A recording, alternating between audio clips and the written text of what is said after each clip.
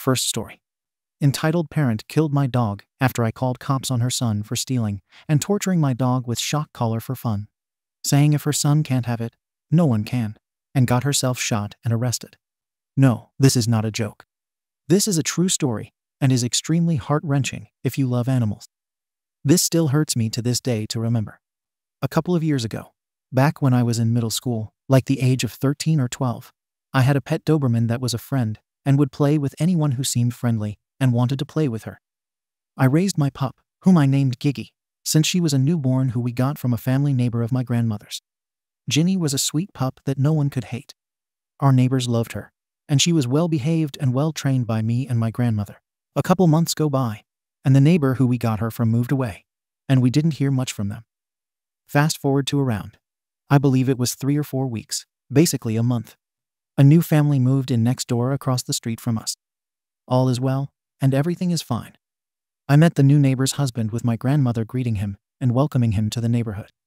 Come to find out, this guy recently remarried while talking, and that he learned that he had 2 girls around the age of 4 or 3-ish that were twins.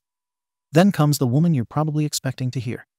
Nope, we find out that it's not just a family of 4 people, but a family of 6, as the husband and wife agreed to take care of the wife's sister. Let's go with Eb as entitled B, and let's not forget the entitled DCK =, her son. Ed is basically near my age. I think he was around 10 or 9 years old. I don't really care. So as life goes on, I play with the neighbor's kids here and there, and I bring Giggy with me, as she is always with me and likes to have fun wherever I go. A month goes by, and I start to notice that Ed kind of rudely treats Ginny badly, even though she did nothing wrong or hurt anyone. Again, Ginny just loves to have fun. She's still a puppy, no older than 2 years old at this time. I shrug it off and tell him that she's just being friendly.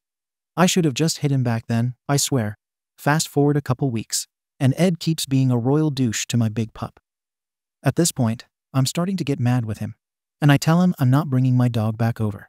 Ed didn't like this one bit. At this point, things spiraled out of control. Ed, what you can't do is that she's my dog now. Me, ooh, don't think that's how that works, dude. I've raised her. She's my dog, and I have the papers.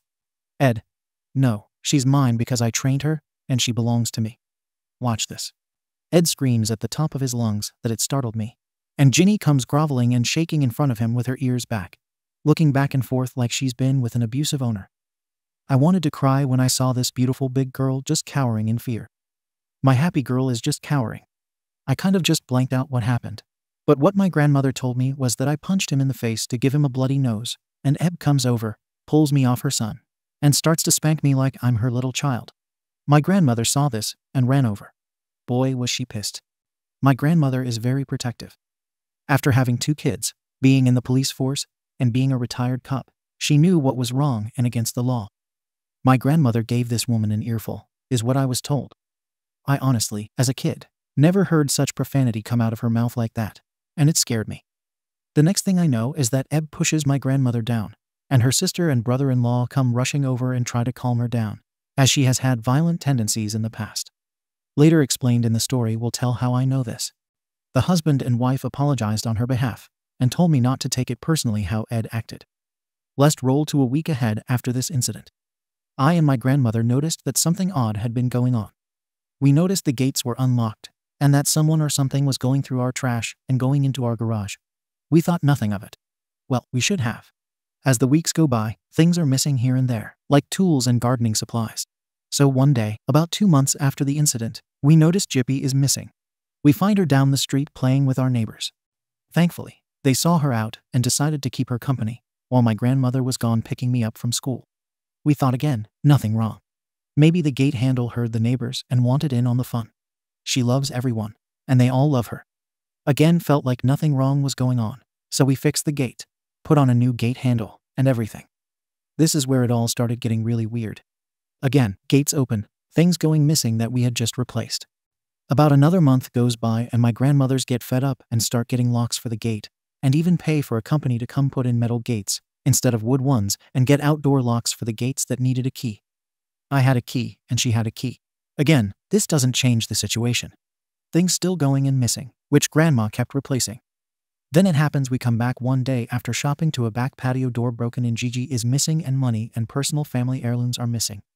We get a cop that shows up, and when he does, I'm crying my eyes out, asking my grandmother, "Where is Gigi? When will she be back?" As she's talking with the cop, we hear barking. It's coming from the new neighbor's backyard. We go with the cop, and we knock on the door. Eb answers, and is the only one there with her son at the house and the cop, and we go to the back and see a dog. It's my freaking dog. She's chained up with a muzzle and a shock collar on her. I am crying so hard at this point that I just rush through the house to the back door and run and hug her. I'm so happy she's okay and not hurt and not lost. Then Ed comes out and says, "Ed, what are you doing with my dog, Anon?" "That's me. Don't worry." Me. Still crying, "What are you doing with Ginny?" My puppy is drooling in snot and tears as I'm holding her. "Ed, your dog." "No, that's my dog. My mom just got her from the pound. You guys didn't want her, so my mother got her." Me. "What are you talking about? I would never give her up." This is where it's messed up. All eyes go to her, and the cop starts questioning her. I'm still crying my eyes out holding her playing with my big pup, Ginny. At this point, I'm not paying attention, but the cop asked her key questions about where she got Jiggy and everything. At what time, what pet store, and what was the address of the store. This is the part where my grandmother got super pissed. Thing is the store address, and the person she supposedly talked to was a family friend who owns that pet shop, and she has his number in her contact book. So my grandmother rushes over to the house and gets the book, comes back, and calls him in front of the cop, using their neighbor's house phone. Eb started acting fishy, apparently. The cop and my grandmother talked to him over the phone, asking questions, and come to find out that she never came to the store at said time or ever in the week to the store. He did state he remembers meeting her with her son at Walmart talking about helping them get a dog for her son, but was denied after he saw how the kid was treating the animals. This is where the cop then tried to talk with Eb. She didn't like this at all and knew she was in trouble. At this point, she's getting mad and trying to run from the questions. At this point, the officer notices something is not right and starts to signal my grandmother to back up. This could be dangerous. Next thing we know, she grabbed a gun, and the officer didn't react in time to detain her as she was erratic. I knew to get out of the way, and I got behind cover from my grandmother screaming, "Grandmother, Anon, get behind the wall and don't get out till the cop says so or I say so. Do you understand my orders, young man?" My grandmother, again being an ex-officer, told me what to do, and I listened to her and just stayed there behind the outside wall of their patio. All I can hear, and that Ed can hear, is his mother being the Eb screaming and yelling nonsense, saying she's not going to jail over a stupid dog and stupid jewelry, and hearing a couple shots going off and the officer screaming onto his intercom, saying he was requesting backup shots fired at the officer and children, and nothing but screaming adults. I stayed there and just cried. The next thing I hear is, "My son deserves this dog more than anyone else. It's our dog, not yours. It's our stuff, not yours. Get the F out of my house." Officer is shooting back, trying to hit her to get her down, I think. And she's shooting blindly, but then I hear a dreaded noise. The sound of that Eb screaming at the top of her lungs. Eb, if my son can't have her, no one can. The next thing I hear is a loud bang. A glass patio door breaks, and I hear Gimbai scream in pain as she's hit in the chest.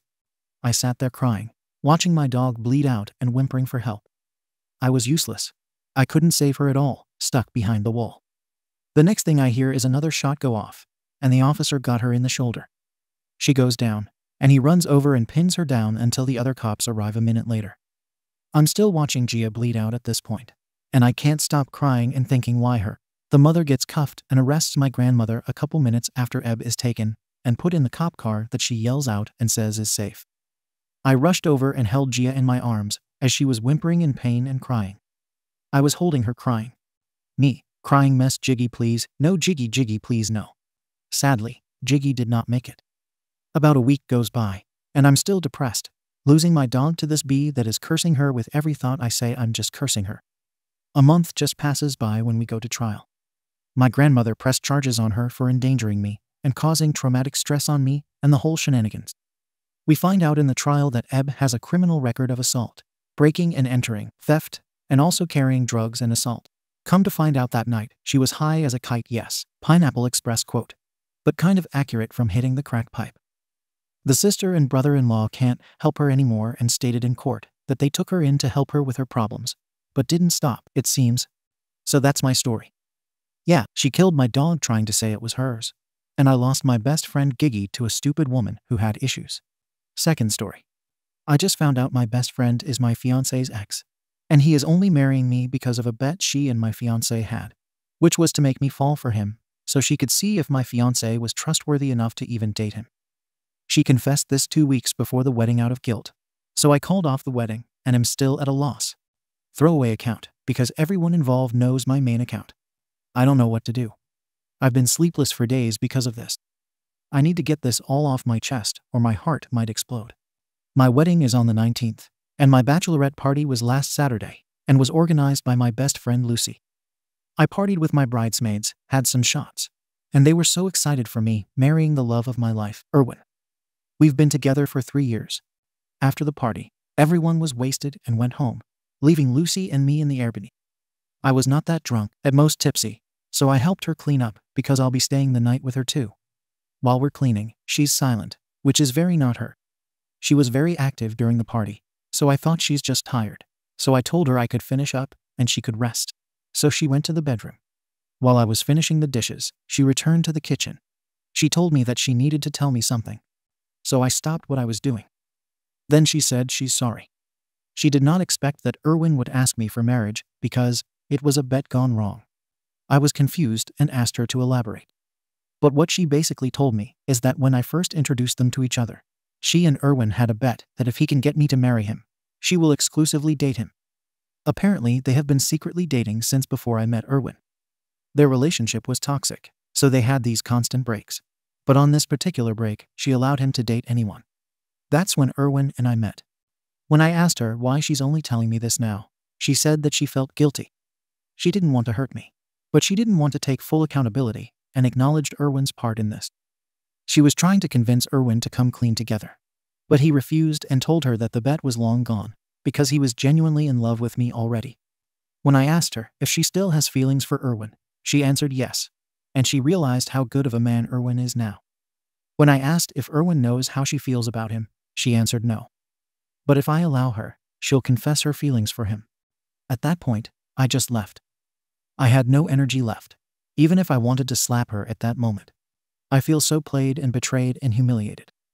The two closest people in my life made me a pawn to their sick games. I don't know what to do or where to start. I'm so confused. It's been 3 days, and I haven't told anyone yet, not even Erwin, who is in Hong Kong, not even my parents. Lucy hasn't tried to contact me, and I think she didn't say anything yet to Erwin. The wedding is in 2 weeks. How do I face this? In the comments. OP. Hi.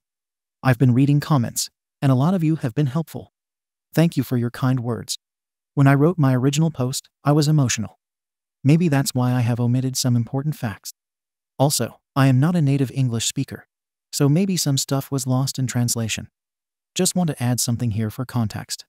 Lucy and I have been friends for 11 years since high school. We even attended the same university, but different courses. During college, we had a bit of falling out due to our busy schedules, but after graduation we reconnected. But she isn't as open to me now as she was before. When I ask about her love life, she'll say that she's not ready for dating and only does casual flings. She once introduced me to her then boyfriend. So yes, I admit I was kind of a crappy friend and did not keep up with her flings. I work corporate and Lucy works remotely. So sometimes she stays for a month or so on an island or a beach, so we rarely see each other. But we always get together when she's in my city. Lucy is not my mo. My sister is my mo. But she's still in university for exams, so Lucy took over planning the bachelorette party. When I said that I introduced Lucy and Erwin to each other, I meant I introduced Erwin as my boyfriend to Lucy. Sorry if that's confusing. As for Lucy and Erwin's relationship, I don't know the timeline yet. Update. Hey y'all. A lot of you here DM'd me for updates. So here. Pinost ko rin to sa isang off my chest community when I realized na nakalak pala yung post dito. I figured I owed everyone an update, especially those who reached out. Hi everyone. I didn't expect this post to blow up. When I wrote my original post, I was emotional. Maybe that's why I have omitted some important facts. Also, I am not a native English speaker, so maybe some stuff I wrote was lost in translation. I also commented on my original post about my history with Lucy if you're interested. A little history of how Erwin and I met. We met at a company event. My company was the host, and this was one of our clients. We bonded over the after party and exchanged numbers. Days after he added me on Facebook, I actually saw that he and Lucy were mutual friends. So I asked him if they knew each other. He answered yes, and they met during their internship days, but they weren't close. I asked Lucy too, and she confirmed it too, so I didn't make a big deal of it. We began casually dating, no labels, just see where things go. I know that he's been seeing someone else at this time, as I do too. But when we admitted wanting to make things official with us, we broke up with our casual flings. And the rest is history. I appreciate everyone who reached out. Thank you for the kind messages, and it made me realize to think of my situation logically. So I did. And yes, Erwin and I already talked. I picked him up from the airport yesterday and told him about Lucy's confessions. He went pale, but he was calm. He told me to ask everything I want to know, and he will answer truthfully. I'll try to summarize everything here. Did he know that I was Lucy's best friend when we met? No. They didn't talk much about their personal lives when they were together. But he knows that Lucy's best friend's name is my name. But when we met, he didn't really put the pieces together. How long were they dating before we met? He did not keep count because they were on and off again. But they were casually seeing each other for around 4 months before we met. And in his mind, they were never official, as they didn't label their relationship. He did try to pursue her, but she kept messing up with his head. So when she allowed him to date when they were on a break, he thought of it as a way out. Did they really bet on me? Yes. But he did not take it seriously. He also did not initiate it. When did the bet happen? It happened days after I introduced him as friend to Lucy. He admitted that since we were still not exclusively dating, he still sees Lucy. Lucy initiated the bet, and if he does win, she will know that he is mature enough to seriously date. When did their relationship end? A month or so before we made our relationship official. He already broke things off with Lucy because he was starting to fall for me. Lucy took it well and did not even bring up the bet. Why all of a sudden Lucy brought up the bet? Lucy started bringing it up after we made our engagement official. He admitted to having forgotten about the bet until she reminded her of it. So when Lucy reached out to come clean, he refused because he didn't really think that it was serious. Is he aware of Lucy's feelings? No. He genuinely thinks that Lucy is happy for us. Right now, I don't know where to go from here. I believe him, but I just don't like the idea that the foundation of our relationship is from a bet. Whether it's serious or not, it's still not good. Can we rebuild trust from here? I don't know, but I'm willing to try. Aside from this issue, Erwin has been a great boyfriend, and I don't want to make harsh decisions about us and regret them in the end. What I do know now is that we need to call off the wedding. He told me that he'll understand if I don't want to go on with our wedding anymore. But he asked me to consider our relationship because he loves me, and he'll do anything to regain my trust back. I also learned that Lucy actually tried to contact Erwin days after the bachelorette party, but Erwin missed her calls. She's still not reaching out to me, but I don't care anymore. Many of you say that she's sabotaging our relationship. This is her last-ditch effort to have Erwin by herself, and I think you're right. It just hurts that our 11 years of friendship have to end this way. So there. I think this will also be my last update. Everything from here on will be Erwin and I's decisions. Thank you everyone for listening. Third story. My husband left me after I lashed out and kicked him out of my house on the same day. He had a medical procedure done for a mistake I made. I regret everything now. How can I get him back? We are recently married, happily. He 33M has had health problems with kidney stones in the past couple of weeks. Last night we went to the hospital so he could have the last of them removed. All went as planned. Today we left the hospital and bought some coffee on our way home to enjoy with some donuts. As we exited the car, I 38F grabbed the coffee to put on top of the car while I got our overnight bag, and one of the paper cups collapsed, slipped, and showered my hands and legs in really hot coffee. I yelled and turned to my husband, who was really close to me, and he jokingly at the time I felt it was mockingly said something like, "What happened, little friend?" It is a phrase we use in Spanish when someone, ourselves, or others mess up. And it pissed me off because I was in pain, tired, etc. I kicked the cup that was still on the floor under the car, but as I kicked it, the remainder of the coffee splashed the car that still had an open door, and I got some coffee splashed inside. This all took seconds. He got angry and said I had made the car dirty, I didn't care about it, etc. And grabbed the cup that was on top of the car and flung it really hard toward the sidewalk. I froze and couldn't believe such an angry response. I felt it was violence aimed at me in a very real way. I stayed silent and went to pick up the cups and lids. Went inside, undid the overnight bag clothes and toiletries, took my laptop cell phone, and left. Went to a nearby place to have breakfast. After a while, I sent him a WhatsApp describing what had happened from my perspective: pain, reaction, unwittingly soiling the car, shock, and asked if he could leave for a few days, or if I could leave if he wished. At the time, I felt I needed space to process what had happened. He said he'd leave. I offered to speak before he left, went back, and we talked. I was gone about 1 hour in total. We both expressed our frustration at the time. It turns out he lost a bit of feeling in his handarm from the Roman 4. And when he grabbed the coffee, he overreacted and flung it, not out of anger at me. Even as I felt things weren't resolved, I did express my regret at asking him to leave, say it was a mistake, and ask him to stay several times. He decided to leave. I have contacted him to try and explain again, told him to come back, and he told me he still would like a few days away. I know him and understand that he feels the trust is broken, and he has been left homeless by me as others have done before me. We live in my apartment, and he said I have every right to kick him out. It is my place, etc. I didn't say that, but can see how he would feel so hurt by me. I felt like crap. Emotions are running high. We are both tired. He's recovering. I just feel we got trapped in the perfect, awful storm over a few seconds of frustration, and then my words, brought on by fear. I must say he is a very gentle man and has never ever made me feel unsafe. I just regret the whole thing so much. Everything we said was spoken in calm, cold voices, no screaming or name-calling. Any advice or deserved slap is very welcome. What can I do to make him feel safe in our home and repair the damage of me asking him to leave? Comments. 1_faithlessness 146.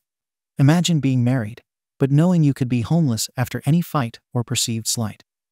There's nothing like living on eggshells to really let you know how it's going to be. OP true. Thank you. Message from I feel like you massively overreacted and played a huge victim card here. Is this a typical pattern for you if you seriously reflect on your behavior? I mean, you seriously kicked him out after a medical procedure over. Literally nothing. That's not normal. Fit_try_2657. Yes, it's how she tries to say that her kicking the coffee cup that causes a massive stain in the car is an accident. But him throwing the cup is aggressive. Both are aggressive acts.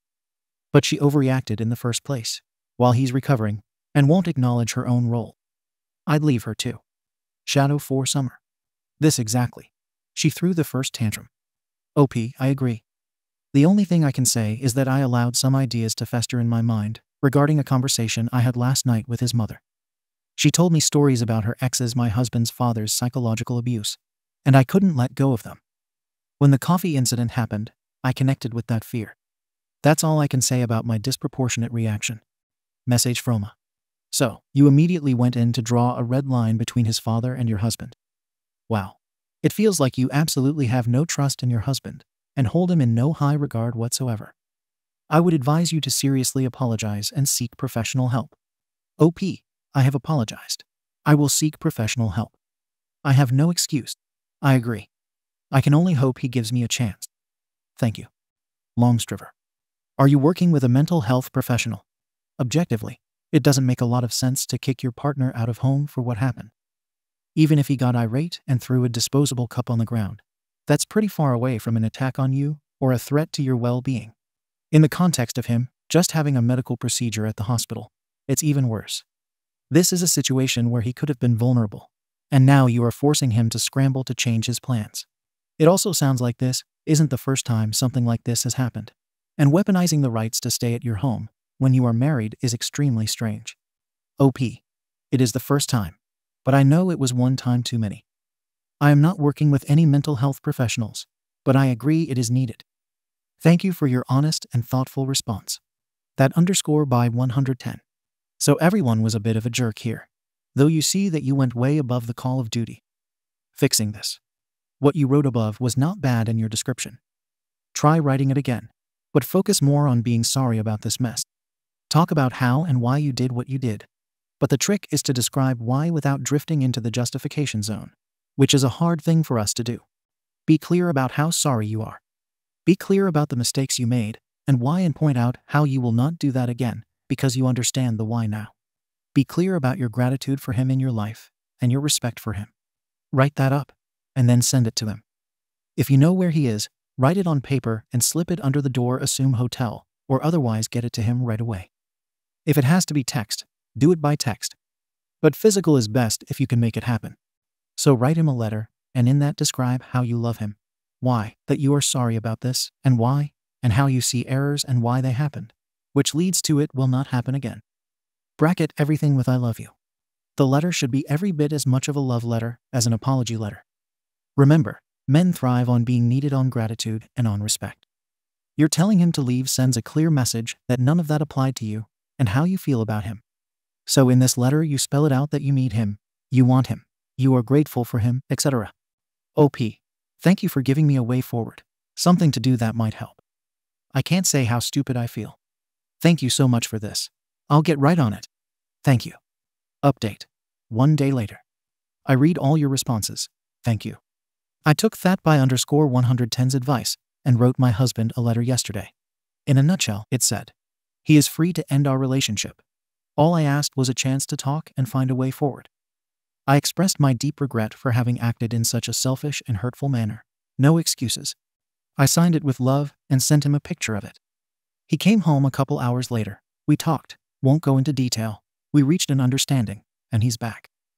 There's work to be done. We are both committed to it. To those who clamor for divorce and more, thank you. It is an extreme standpoint, but it helped me too. To not gloss over anything. Our relationship is worth it. I made a huge mistake, and my husband can see that and still love me. Thank you for taking the time to give advice and deserve slaps. It gave me the POVs I needed to reach out to him and keep moving our marriage forward. Thank you for watching the video. If you are interested in listening to these kinds of stories, we've got more in store for you. Simply subscribe to our channel, hit the like button, and share it with your friends.